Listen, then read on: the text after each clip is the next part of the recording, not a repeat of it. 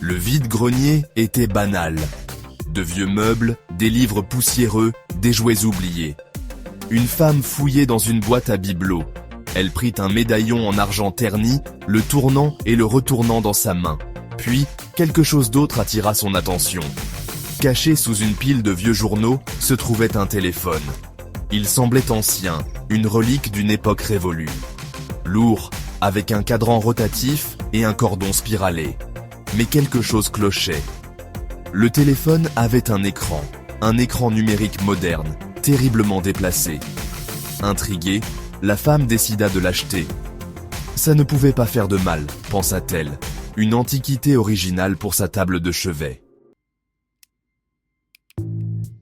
De retour chez elle, elle dépoussière le téléphone, examinant son design insolite. Le plastique était froid et étrangement lisse. Sous la poussière et la crasse, une légère odeur métallique persistait.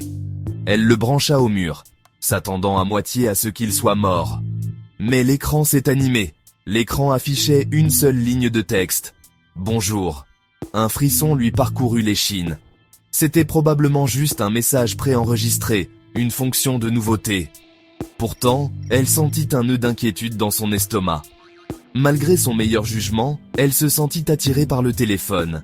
Elle passa la soirée à essayer de percer ses secrets. Le téléphone semblait n'avoir aucune autre fonction, aucun moyen de passer ou de recevoir des appels. À l'exception du message d'accueil initial, l'écran restait vide. Déçue, elle le laissa sur sa table de chevet, l'étrange message s'effaçant de son esprit. La première vibration est arrivée à minuit. C'était subtil, presque imperceptible, mais cela a suffi à la réveiller en sursaut. L'écran du téléphone brillait étrangement dans le noir. « Je sais ce que tu as fait », pouvait-on lire. Son cœur battait la chamade. Elle avait écarté le premier message comme un gadget, mais c'était différent, c'était personnel. Nuit après nuit, le téléphone a continué à vibrer, affichant à chaque fois un nouveau message. « Tu ne peux pas te cacher », disait l'un. « Je te regarde », disait un autre. La peur se transforma en paranoïa. Elle cessa de sortir, chaque pensée étant consumée par le téléphone et ses menaces énigmatiques. Désespérée de trouver des réponses, elle décida d'affronter l'inconnu. Le téléphone avait un dernier secret. Il contenait un seul contact, un numéro enregistré sous le nom de l'observateur. Les mains tremblantes, elle composa le numéro.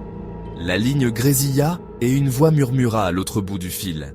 « Tu n'aurais pas dû répondre. » La terreur s'empara d'elle.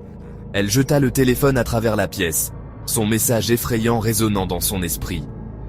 Le lendemain matin, elle enterra le téléphone dans son jardin, espérant l'effacer de sa vie. Mais c'était trop tard. Les murmures, le sentiment d'être observé, tout cela était resté. Le téléphone était peut-être enterré, mais la peur, elle, était bien vivante.